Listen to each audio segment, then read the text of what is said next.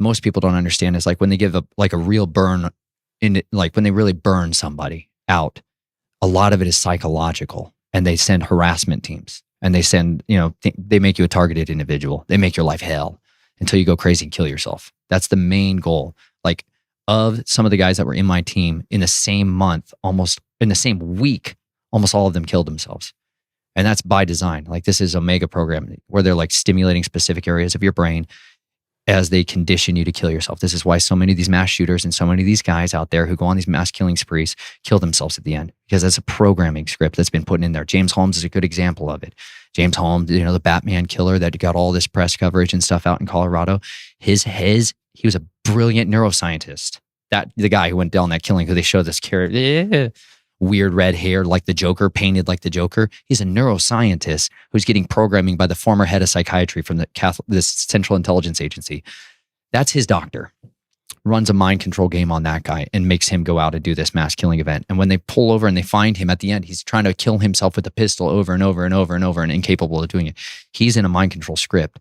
There's a lot of guys that are like that, a lot of people that are like that, who don't know that's exactly what they've been programmed to do throughout their life. And it's just on the other side of a cognizant wall, an amnesic barrier, and they can't recall that stuff. The heart for me is to try to help them understand a way of putting the pieces back together and being able to get free from that influence, because there is a black awakening that's being prepared where these sleeper cells are going to get activated. And they're going to go hunt, and they're going to go eliminate people that are what's called critical infrastructure, law enforcement predominantly, firefighters, trash service, because when you stop all the trash, you can make a city fall apart really fast. Like, this is who they're going to go out and they're going to assassinate all of these people who are on kill lists that the asset doesn't even know of. But it's going to kick off one day, and they're going to go out and they're going to hunt and cause chaos for a few days generally. Absolute chaos until the streets are running with absolute monsters out there. And then they're going to turn off, and they're going to wake up with blood all over their fingernails and wake up with chunks of people in their car, like I've had to wake up to. And you have to try to figure out what the heck just happened, because you don't know. And there's soft conditioning people with movies and TV shows to try to understand this is reality. Like you mentioned earlier with the Jason Bourne series, that is a conditioning and a programming script to keep Jasons online and to keep them reinforced.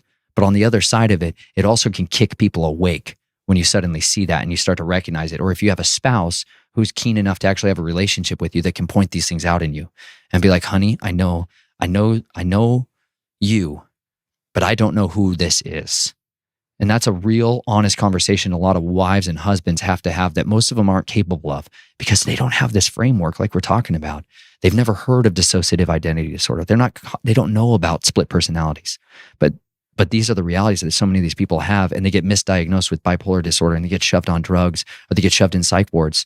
But you know what? It's the most common misdiagnosis in the United States today is dissociative identity disorder.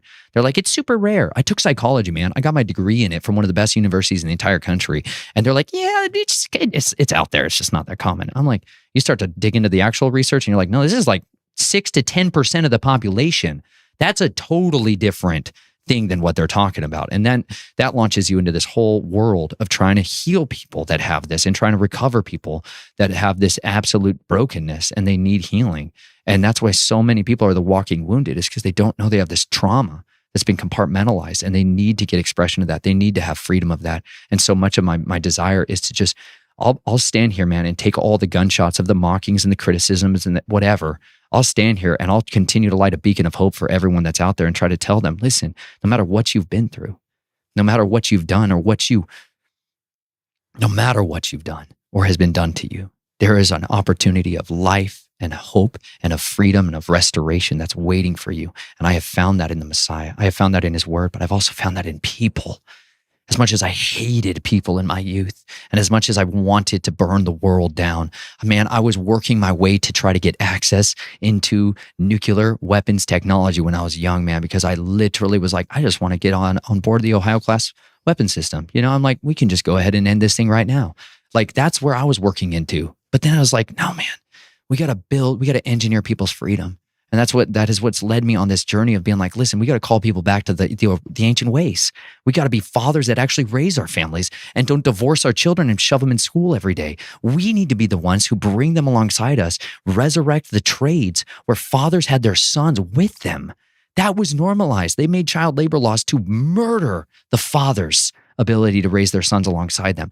They've eradicated women from raising their children so they could tax them and brainwash their children to become proper cult followers of whatever version of the government or the societal norms that they wanted at the time or the corporations needed at the time. But we have a duty to try to raise up another generation that understands how to be competent and capable, fully autonomous adults. We need people that are extremely capable, and that can happen when your child is very young. So I try to show people opportunities of how you can raise your family outside of the system and raise them up to be very, very capable and exceptional children. Don't stop talking right there. I'm just sitting here listening. Okay. I'm going to shift gears here a little bit. Because I wrote down some things here. The Black Awakening. Can you define that again for me? That those are those people that are like sleeper cells and they're going to be woke up? Is that like a lot of military people, or is that like in general? No, soccer mom people.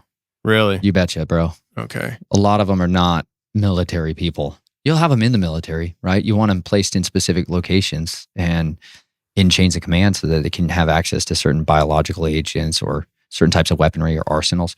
But a lot of them are just going to be what you and I would consider as normies, just normal people that to their friends and their family, they're just another neighbor next door who lives on the other side of the white picket fence that goes to church on Sunday, or, that kind of person is the ideal for your sleeper cells. You want people that are blending in, period.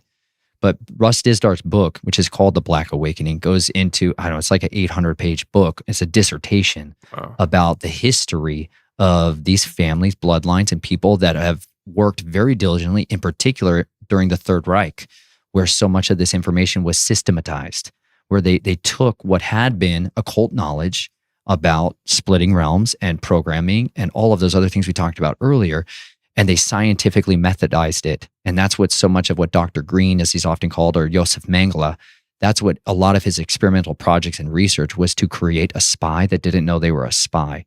And a Manchurian candidate is another way of saying it. That research that was pioneered in the 1930s, 40s, and 50s is led to generations of men and women who were subjects to that originally by the United States military and the government and all of these agencies from the Nazis that we brought over here to establish and found these groups. They came here because they had these documents. They had the papers. That's what the scientists used as their passcode to get through the Nuremberg trials. They're like, yeah, I know. I killed 180,000 people allegedly in here, but I have all this research. And they're like, no hangman's noose for you. Why don't you just come on into the Catholic Intelligence Agency right here? They're like, come join us here at NASA. You'll do great. We're going to reform you. We're going to reform you. We'll put you into JPL. It'll be great. There's other occultists in there just like you. And so those parents, those moms and dads in the 30s, 40s, and 50s had children, and they do the same thing to them unknowingly. They create compartmentalized, fragmented, polyfragmented, super intelligent children that are programmed. It's a default. And if not, their handlers who are with the family and assigned to them are going to do it. And so this is how we create a generational increase of the size of the underground army. And that's what's been taking place since the 50s. And this is why you can follow. You've had a psychiatrist on too that gives an excellent breakdown on psychiatric disorders and the demonic and understanding schizophrenia. Dr. Laura Sanger? Yes. But there's this prevalence, if you start to study the prevalence in the history of asylums, in insane asylums, the rates of DID, or what was called multiple personality disorder, people starting to come in with all these multiple personalities. And it increased exponentially every generation as there was more of these families that had been brought into that world and are in these projects. And so today we're looking at 10 to 30 million people just right here in this region that have been subjects to this same polyfragmented mind control. What region? I'm talking about like east of the Mississippi region. Really? You betcha, bro. All day and night. They don't even know? Parts of them know. But their front half is oblivious. But there's telltale signs. A lot of people just don't know until you suddenly point out the facts to them about like what is. You can hand somebody the descriptions of the symptoms of dissociative identity disorder, and you will watch people, their eyes will roll around in their head. They'll start shaking internally and twitching. You'll see this programming start shutting off and all kinds of weird hypnotic things start coming out of their mouths. You'll see this happen with people because they've made it basically anonymous. You can't find out information about this stuff. They don't want people to know that because once you start to put in the place that, no, there could be subset programmed personalities, that unlocks the whole thing. Like with the Nephilim earlier, you were talking about that being one of those keys that unlocked the understanding to so much of this paradigm. Well, so is split minds and multiple personalities. That's the big giant secret that they don't want anybody really looking into. They want you to think of, some movie, Fight Club. That's the DID thing. They don't want you to understand how weaponized it is. That's what Jason Bourne is, right? He's a split personality who wakes up out of programming on a mission. That's what happens to people. They go offline and they suddenly wake up and they went from sleeping in their bed next to their husband in middle income America and they're sitting somewhere in Nicaragua and they've just strangled a man to death and his children are watching them. Like, this is reality. I have phone calls with guys that this is still what they do. And this is still what they're trying to do because they come home a different person and their marriages are falling apart and they have no idea how to get out of this.